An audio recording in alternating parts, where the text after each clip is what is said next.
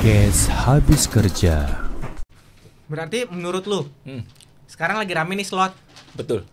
Nah, slot itu permainan sistem juga apa memang pure orang itu menang?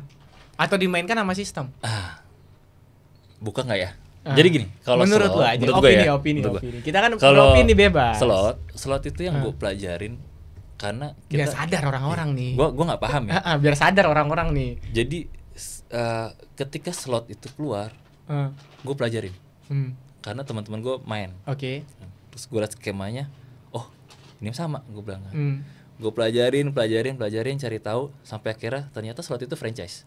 Slot itu franchise. Betul. Berarti dia ngebuat sistem Anem. Betul. Jadi siapapun bisa menggunakan sistem tersebut. Betul. Dengan berbayar. Betul.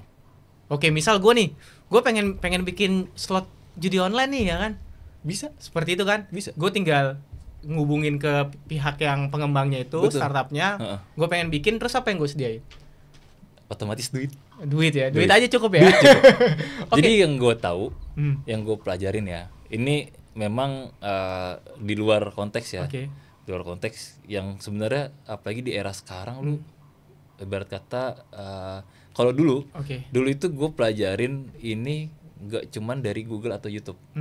Karena orang belum sampai untuk bikin semacam kayak edukasi seperti ini di YouTube ataupun di Google.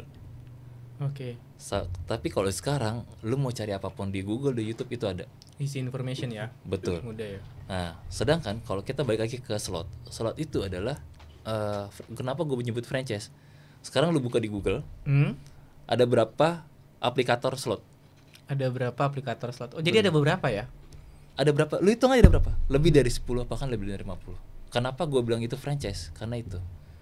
Karena nggak cuma satu. Kalau dulu chip ya, zaman poker gitu ya, itu cuma ada satu. Oke. Tapi dia nggak franchise? Enggak. Oke. Cuma ada satu. Huruf Z depannya. Dan lu bisa masuk ke situ. Betul. Dari pihak eksternal lu ngeretas itu Betul. berarti. Karena poker dulu yang web base cuma satu itu doang yang gue tahu. Tapi sebenarnya poker itu bisa diuangkan nggak sih? Bisa. Oh, bisa. Bisa. Itu semua permainan busuk itu bisa diuangkan. Nah, poker tadi lu udah ngeretas, bisa masuk, lah lu bisa kaya dari situ dong.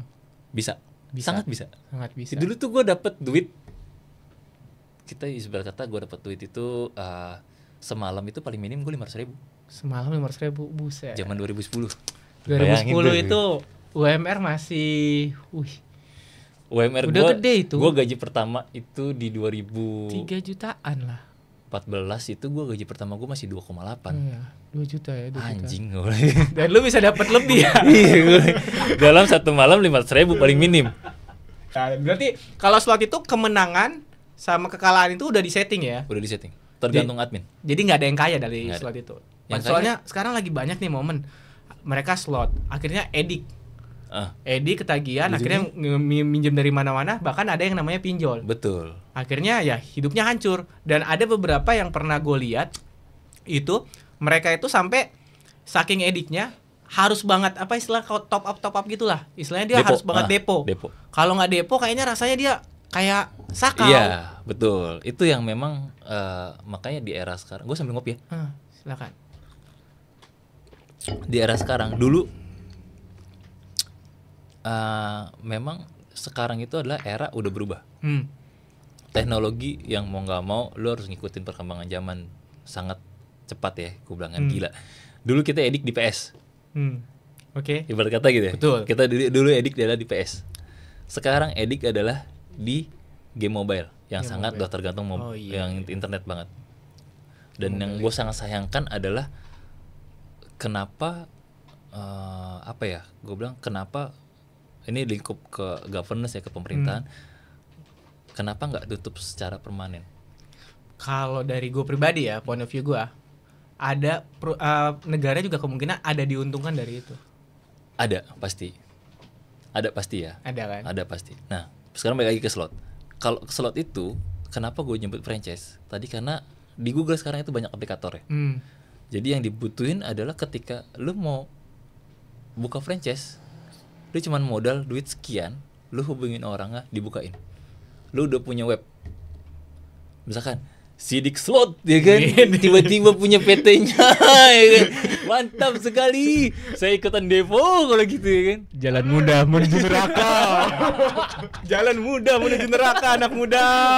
Tapi beberapa memang teman-teman gue yang pernah kerja bareng satu tim sama gue ya kan, yang akhirnya dia berkecimpung di dunia seperti itu.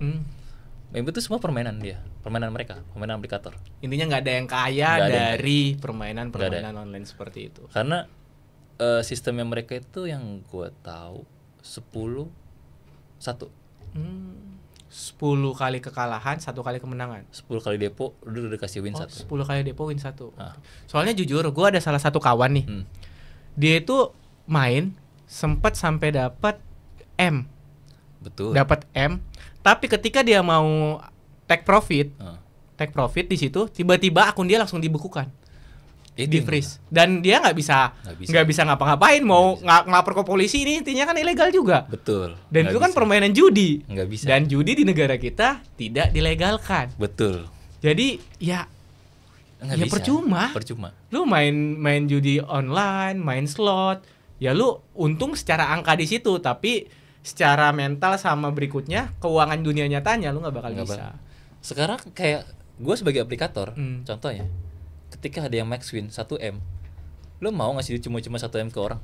Ya enggak bro, enak aja lu kerja cuma gini doang anjing, ya kasih bangsat ya kan. Lu depo cuma 100.000 ya kan, paling gede 1 juta dapat 1M, wih enak sekali. Itu dia. Itu lah permainan admin. Itu sebenarnya emang jadi di aplikator itu ada beberapa admin yang memang dia punya target, kayak misalkan sama kayak sales, lu sehari dapat depo berapa, itulah. Jadi sebenarnya admin itu pegang beberapa user ya berarti ya. Iya. Jadi dia maintain jangan sampai user ini kemenangan dia itu bisa mencapai bikin dia kaya. Betul. Tapi dilihat potensi dia ada permainan psikologis juga nih. Betul. Jadi ketika dia kalau ini harus dimenangin nih biar dia lepo lagi seperti itu. Jadi 10/1 tadi ya. Jadi nggak cuma 10/1 sama ngeliat dari jumlah deponya dia berapa. Jumlah deponya dia. Oh iya. Kalau deponya dia udah di kita nyebutnya kayak di top level, di level 1 deh ya kan. Level 1 berapa juta? Range-nya berapa ya kan? Lu udah masuk 5 juta nih misalkan. Ya udah lu kasih menang 500.000. Mainnya bakal modal ya kan 500.000, lu tembakin lagi tuh 500.000, mainin semua habis mati lu ya kan. Pinjol lagi bos. Tapi gue tertarik nih, poker lu pernah hack, terus slot lu nggak pernah nyoba buat hack? Udah bukan masanya. Serius. Gue mau hidup tenang. Karena lu itu sebenarnya programmer apa hacker sih? Oh iya benar juga sih, hacker itu sudah pasti programmer belum tentu hacker. Betul. Nah, lu hacker, perusahaan lu tahu nggak kalau lu hacker? Enggak juga sih. Kalaupun tahu ya udah otomatis ya. Hanya internal tim gua aja yang tahu. Cuman memang sih kayak hacker itu adalah sebenarnya hacker itu ada yang baik. Hacker itu adalah orang-orang pilihan. Orang-orang yang mau belajar. Oke. Karena dia nggak cuman nggak cuman puas di dalam satu step. Oke. Dia akan terus coba terus. Makanya ketika dia berhasil ngebobol suatu apapun, itu adalah suatu goalsnya dia. Iya. Di nextnya dia akan ngebobol lagi yang lain. Yang level up-nya lebih tinggi. Betul. Lagi. Karena jujur rata-rata hacker-hacker ternama itu asalnya dari Indonesia cuy. Iya. Kalau pernah yang gue pernah baca tuh, pernah tuh Bank Singapura. Pernah waktu itu dari luar negeri juga, ya itu rata-rata, dan yang di Singapura kalau nggak salah dia masih bocah waktu itu. Iya. Yang nge-hack. Betul. Di daerah Jawa. Kalau nggak salah. Nah itu. Jadi sebenarnya potensi IT ini tinggi banget sebenarnya. Buat jadi kaya. Makanya sebenarnya iya sih. Tapi ada juga yang mengapresiasi. Ya, kayak contohnya kayak Google. Google itu sangat mengapresiasi ketika sistem keamanan dia dijebol. Nggak ditangkap ya? Nggak ditangkap, sama diapresiasi kayak itu yang bocah itu ya? Iya, diapresiasi. Itu makanya kenapa ada nih satu tes namanya Pintest. Pintest itu memang satu alat untuk testing sih. Ini Pintest itu brand juga. Itu brand. Pintest itu ngetes suatu tingkat keamanan suatu suatu sistem IT di perusahaan. Itu makanya beberapa perusahaan dan hampir semua perusahaan tuh pasti akan ngelakuin pintest. Nah, gue balik lagi nih ke lu, ke perusahaan tempat lu bekerja. Nah itu lu sistem buat sendiri atau berbayar? Saat ini kita masih sewa, berbayar. Sewa.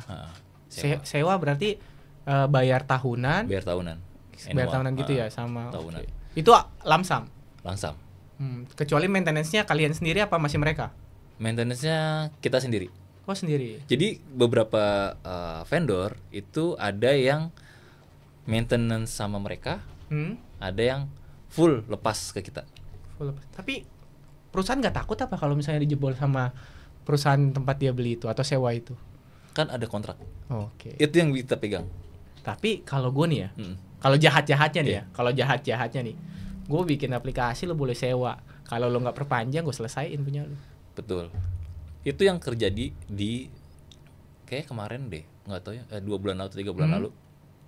Itu orang Indonesia. Hot issue ya, terus? Iya, orang Indonesia dia kerja di salah satu perusahaan cloud ternama yang udah gede banget. Itu dia ngebocorin data, ngejual data. Nah, sebenarnya kejual data ke pasar gelap ya. Oh, dark web ya. Dark web ya. Itu yang akhirnya dia diberhentikan secara tidak hormat langsung saat itu juga. Nah, kalau kita sebagai klien, sebagai user istilahnya, sebagai customer untuk nyewa, itu sebenarnya solusi yang salah satu murah, efisien ya. Kalau dari segi duit ya, biaya efisien.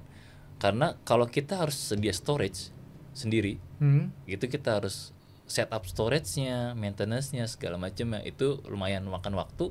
Makanya sekarang banyak beberapa perusahaan penyewa storage kayak cloud itu gitu. Nah, yang kita pegang adalah kontraknya.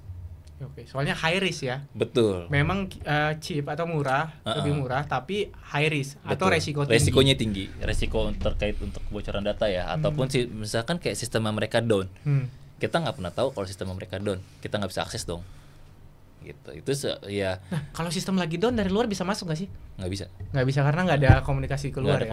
Karena, nah sebelum kita make salah satu, misalkan gue pakai brand A nih buat nyewa cloud, itu kita ngeliat juga dari segi keamanan mereka seperti apa. Pasti kita ada perbandingan tiap-tiap vendor. Kalau untuk segi keamanan udah pasti sama semua, hampir sama ya, cuman beda berapa. Yang biasanya sih yang kita ambil ada di SLA. SLA apa tuh? SLA itu dari misalkan dalam 1 tahun lu bisa ngasih gua garansi berapa kali down. Kalau dia break lebih dari segitu, kita minta diskon. Untuk nextnya ya. Dan ada kemungkinan kita ganti di tahun berikutnya. Itu makanya IT itu dibilang santai, dibilang kejam. Iya sih, bener juga. Tapi gue tarik nih ya, gue tarik lagi ke belakang nih ya. Lu dari basically bisa ngehack, IT itu juga luas. Nah, range salary yang ditawarin untuk seorang IT itu berapa sih? Kalau dari lu dulu deh, range-nya aja, range-nya ya. Kalau boleh tahu. Range-nya kalau fresh grade itu di angka 5. Range-nya startnya dari 5. Sampai untuk saat ini ya. Sampai 5 mentok. Oh, mentok di 5. 5 paling gede itu 5,5. Paling gede 5,5. Karena terakhir gua hire segitu. Itu fresh graduate. Fresh grade. Udah di atas UMR udah lumayan. Iya, tergantung perusahaan juga sih. Ada yang di bawah itu. Tapi average-nya di 5 juta sampai 5.500.000 fresh graduate. Fresh grade. Non pengalaman. Menarik ya. Menarik. Memang IT itu menjanjikan. Di atasnya? Experience? Yang udah mungkin 2 tahun 3 tahun kerja? Range di angka 7 sampai 9. 7 sampai 9. Tergantung level ya. Kalau lu levelan supervisor deh. Tergantung level sama perusahaan deh. Kalau supervisor itu range-nya di angka 9. Setahu gue tuh 9 sampai di 10-11. Ini perusahaan lokal ya? Iya. 9 sampai 10-11 supervisor. Nah, gue pernah denger nih ya, di IT itu bukan, dan gue baca sih di beberapa di Jobstreet sama ini, untuk IT itu bahkan bisa 70 ke atas. Ada. Up 70. Ada juga. Ada juga ya. Ada. Berarti tapi untuk sebagai IT itu dia penilaiannya dari jam terbang kah, pengalaman kah, apa skill sih? Skill. Jadi sekarang gini, si A mau ngelamar IT nih. Ya kan? Dia masih muda. Terus kalau pada umumnya pekerjaan-pekerjaan ataupun dari lulusan lain di luar IT, mereka tuh ya pasti interview, tes psikotes, normal. Nah kalau IT itu emang langsung disuruh tunjukin skill gitu? Untuk beberapa posisi tes skill. Tes skill? Seperti apa? Yang contoh kayak programmer. Programmer tuh pasti yang ditanya adalah query. Query apa itu query? Query itu bahasa coding. Oke. Coding, misalnya kayak buatin coding. Ini gelas bisa jalan kemari nih. Oh, oke. Secara visual ya, itu ada codingnya. Oh ya, jadi tanpa kita iniin, cukup kita masukkan coding itu bisa bergerak seperti itu. Atau kayak misalkan, yang paling gampang ada GFOAM. Yang paling gampang GFOAM ya. GFOAM, kita, gue mau bikin suatu form seperti GFOAM, tapi yang direct langsung. Oke. Ketika gue ngetik nama gua, itu langsung muncul semua data gua. Oke, jadi menariknya di situ, ketika memang untuk IT ini, even kita baru lulus, tapi ketika kita udah punya ilmu yang cukup banyak, kita bisa langsung melompat sampai bisa dapat yang posisi di 70 juta ke atas itu ya. Betul. Jadi itu banyak kayak kalau untuk yang fresh grade, contoh kayak gue deh, support itu minimal lu ngerti mikrotik. Apalagi tuh mikrotik itu? Mikro itu kecil yang gue tahu. Iya sih. Mikrotik itu suatu device buat penunjang jaringan internet. Nah, jadi kita buat ngebagi. Oke. Ngebagi dan salah satu ngebagi bandwidth dan salah satu ngebagi segmen. Oke. Salah satu juga bisa jadi buat firewall juga, itu buat pengamanan. Oke. Tier pertama dasarnya itulah, itu bisa. Tapi kalau misalnya hal-hal seperti itu, seandainya kayak itu data karyawan bocor ataupun mungkin data keuangan perusahaan bocor, yang disalahin lu dong. Para IT ini dong yang disalahin. Bener gak? Belum tentu. Tapi paling pertama suspek bisa jadi dong. Enggak juga. Enggak juga ya. Saya membelakan ya. Ada human ya. Ada human. Jadi yang balik lagi kita kebocoran ya, kebocoran data. Jadi kebocoran data itu ada dua. Oke. Eksternal dan internal. Eksternal dan internal. Okay. Eksternal itu dari luar yang kayak malware menyerang. Yang kedua adalah internal. Internal ini kebagi lagi human ya. Antara si departemen mana. Contoh kayak misalkan data keuangan nih. Nggak mungkin dong IT megang data keuangan perusahaan. Tapi kan IT tahu. Oh, tentu tidak bisa juga. Buat bisa masuk ke situ. Kita nggak dikasih akses. Oh, udah Jadi memang kita dibatasin. Hanya contoh kayak event manager itu nggak bisa. Karena memang udah punya scope masing-masing kan. Oke. Walaupun kita memang memanage sistemnya mereka, tapi kita tidak punya akses. Oke. Walaupun kita diberi akses, ya kan. Tapi itu akan ketahuan lognya siapa. Historical log. Bisa di tracing ya. Betul. Jadi siapa kira-kira orang yang terakhir masuk ke situ. Nah, itu. Makanya jadi kalau untuk dari internal itu adalah kita lihat dulu dari masing-masing human-nya. Departemennya mana nih. Jadi kalau mau bocorin jangan pakai online lah ya. Iya. Tapi hard disk pun bisa ketahuan dong. Hard disk bisa. Makanya beberapa perusahaan sekarang kalau yang gue pakai ya, yang gue jalanin sekarang itu adalah port storage itu kita blok. Oh ya? Iya. Karena itu salah satu unsur kebocoran data dari pihak internal. Bisa aja dong. Iya. Lu ngambil data perusahaan, lu colokin USB atau hard disk ya kan? Lu ambil data. Lu resign dari situ. Resign. Atau enggak langsung taruh laptop lu sama handphone lu nih ya kan, lu tiba-tiba kabur, selesai lu ya kan. Gue jual di dark web ya kan. Enggak bisa. Makanya salah satu caranya kita blok port itu. Salah satu cara gue ya, cara tim gue saat ini kita blok itu, dan even user mau minta akses buka, lu approval sampai head. Oke, approval sampai head ya. Nah, kalau menurut lu nih, seseorang yang mau masuk ke perusahaan IT, apa sih yang harus dia persiapkan? contoh misalnya tipsnya sertifikat apa? Ada nggak sih beberapa sertifikat khusus pelatihan untuk IT itu? Banyak bro. Banyak. Serius banyak. Tapi kalau lu bisa menyarankan nih ke kawan-kawan PHK nih, apa sih yang bagus dia persiapin di awal biar setidaknya CV-nya, cakep nih, ini nih yang gue butuhin nih. Semua bagus. Tergantung lu ngambil di mana. Oke. Kayak contoh kalau untuk lu condong ke programming ya kan. Podcast Habis Kerja.